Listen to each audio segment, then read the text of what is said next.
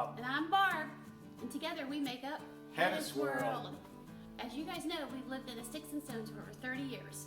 And tonight is our last night living in our Sticks and Stones. Why is that, Bob? Because we are finally buying the fifth wheel of our dream. Yay! Today we're going to take you on a trip up to our local dealer, and we're going to talk to them about what kind of camper? At a Riverstone 39 FKTH. So we're going to take you on this journey. We're going to show you some of it, and we'll see how it goes. And we hope we are smiling when the day ends. So stay tuned.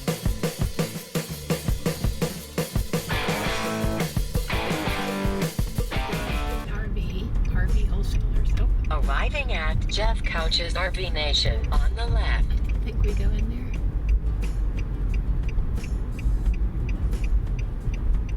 I don't think we go in here. Oh, there's RV Nation. Oh my god. Is this it? Yep. We're gonna have to give it a thought here. Okay, guess what? First mistake. We're not at the right place. No wonder the building's a little small. We went to the service center. Yeah, so we're gonna go down the road and try to find the other one and do it again. All right.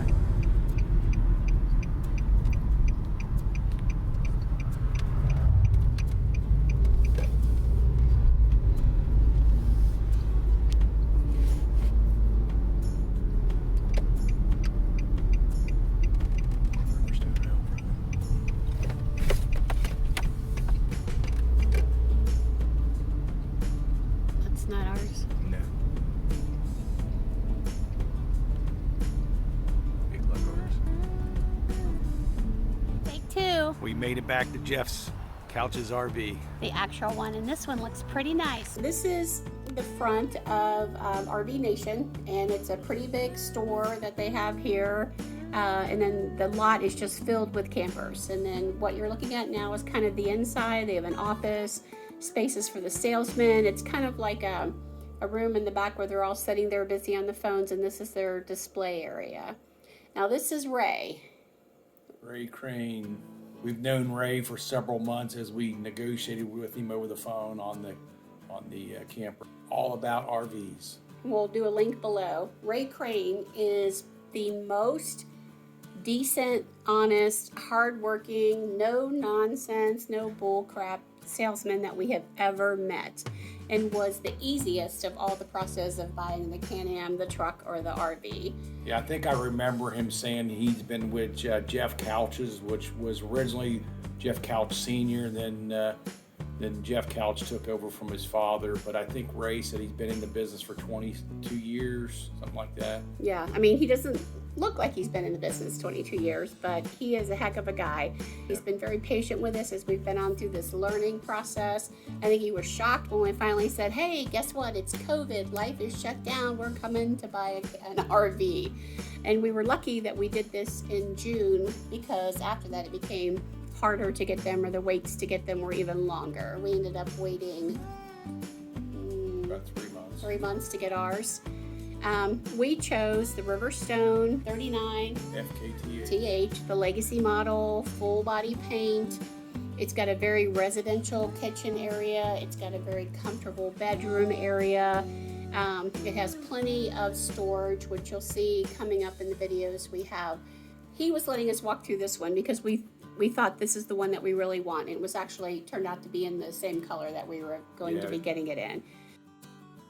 Brand new 44-foot fifth wheel, the 39 FKTH by Riverstone. Our air ride, our upgraded hitch here we bought.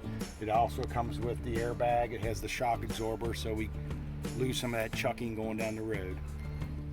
We opted for the Onan 5500 LP generator, so when we're off-grid camping or we lose power, we can still power this fifth wheel.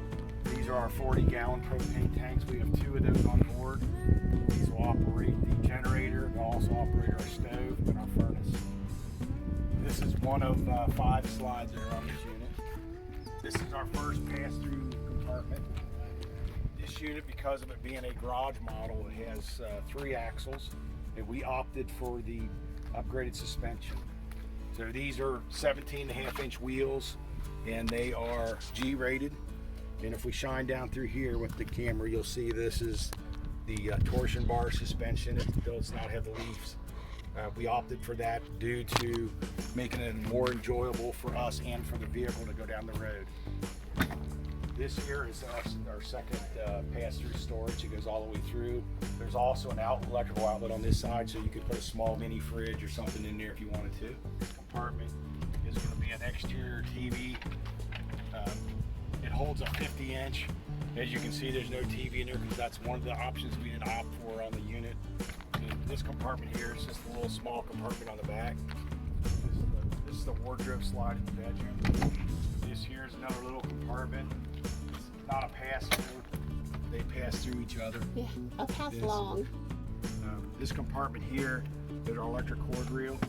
So it motorizes back in when you hook up your 50 amp service. This unit does have 3 ACs, 15,000 BTU units on the roof, and we opted up for the middle one has got a heat pump onto it. So when we're hooked up electric, we don't have to use our propane tank. We can just use electric at the park. This is a new for the 2021s. It's got a sewer pipe. I'm touching this because it is clean. It's never been used. But instead of the little twist banjo fittings, this has got the cam lock fittings. LCI just came out with this new. This compartment here is the other side of the pass-through. Like I said, it's got a motion light in it. It has access to your water area, so in case you got a problem with water. In here is our wet bay. You got your TV hookup. You got your shower system. Then you got all your levers to according if you're doing city camping, if you got city water, or if you're working off the water pump. It does have your tanks here. There are 2 more tanks up front. This unit has over 100 gallons of fresh water, 45 gallons of black water, and 65 gallons of gray. In here we have our Truma hot water heater. And what the Truma is, it's all hot water on demand. So as long as you have propane and water, you're able to have Hot showers for Barb. as long as you want. The living room slide here. This is the intake and exhaust of the gas furnace on this unit here. This side here is our front pass-through compartment. It does have a 1500 watt inverter that operates the refrigerator, the theater seats, and a couple other outlets in the camper. It does have a water management system on this unit since it's a legacy model, so you can isolate sinks, hot water, cold water in case of a leak. This is the hydraulic for the slides. In this compartment here, this holds up to 4 batteries. The slide tray slide out. Right now we only have the 1 battery from the factory, but it will hold 4 batteries total. And we opted up, we bought some Battleborn 100 amp batteries, lithium ion batteries, which are being shipped to the dealer, and they're going to install them for us. Yep, we're excited about that. With that comes the solar. We opted up for 3 solar panels. The Legacy comes with 1 solar panel, 190 watts. We opted up for 3 times that, so it's 570 watts of solar power. With our 100 amp or 200 amp batteries, we'll be able to run our refrigerator, when we're boondocking, and run our other outlets and TV sets and stuff.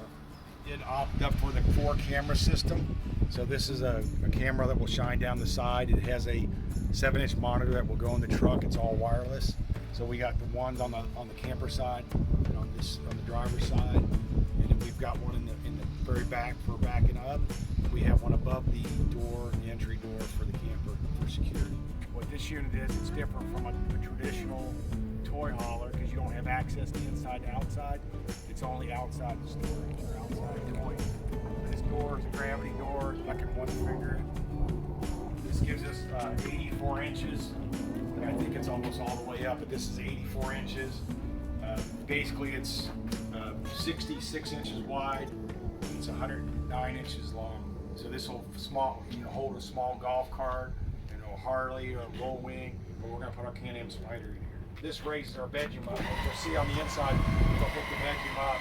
This takes the bed back down in the down position. When the up position, it's 84 inches, and the down position is roughly 57 inches. So I just want to show you these more ride steps we bought for the camper, but these are zero gravity. Just raise them up, puts them away.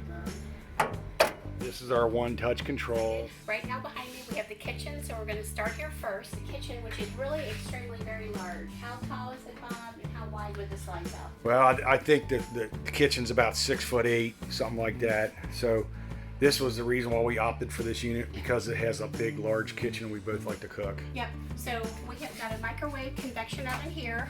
Like I said, everything's new. The storage is phenomenal. In every cabinet, they've got pull-out storage. So you have tons of room. You've got wonderful lighting, of course, in here. And then the drawers are wonderful too, with separation and space and all that kind of stuff. So we have countertop here, more storage.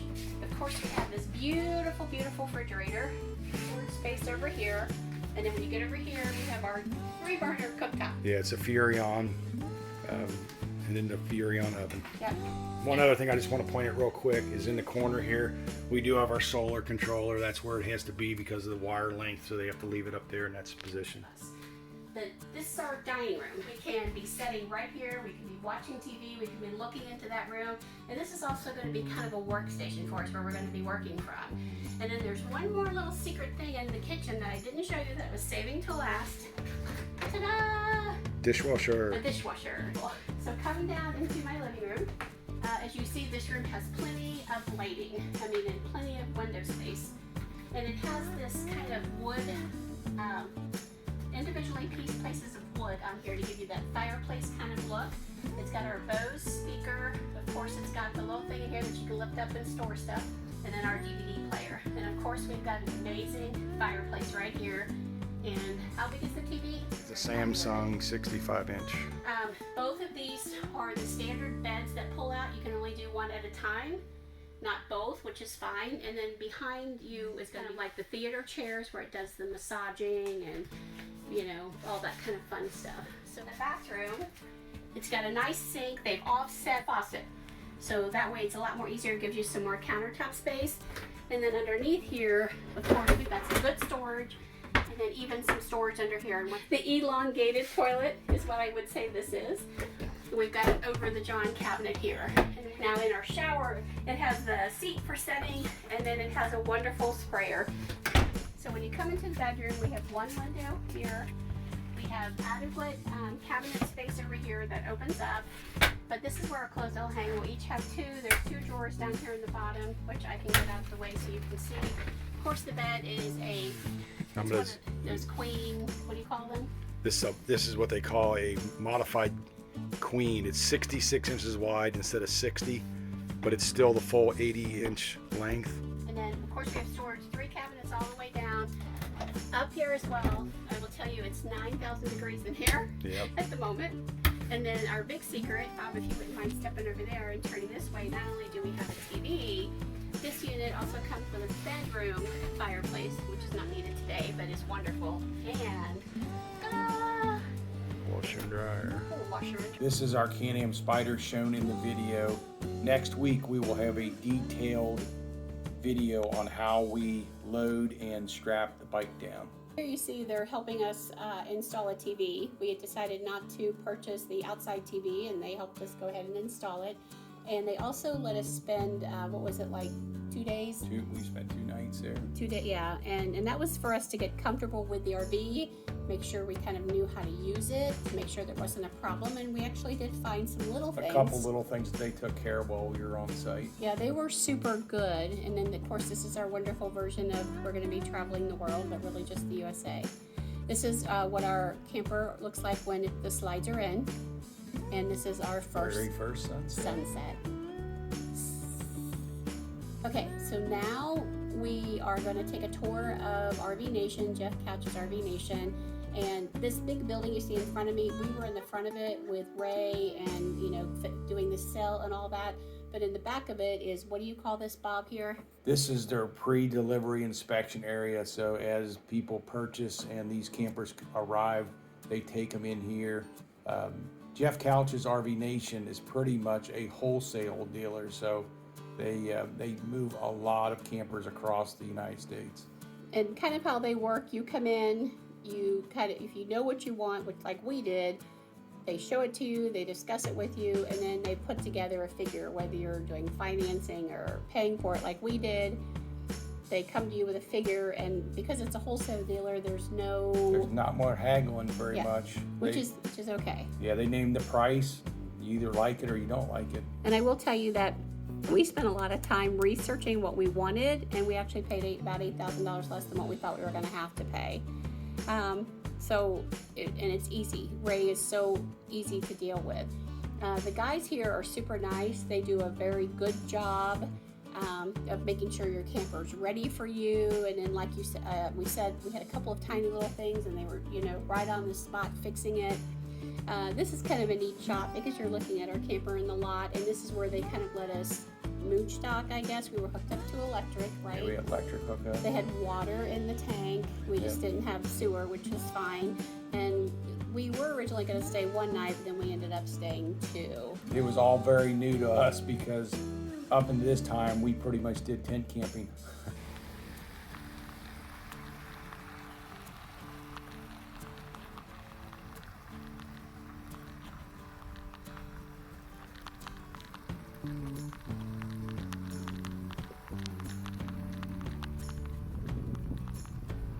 So the first time we took off with it, we attached it correctly, we took off, and then we thought we would drive down like this little road here and go to the end and turn around.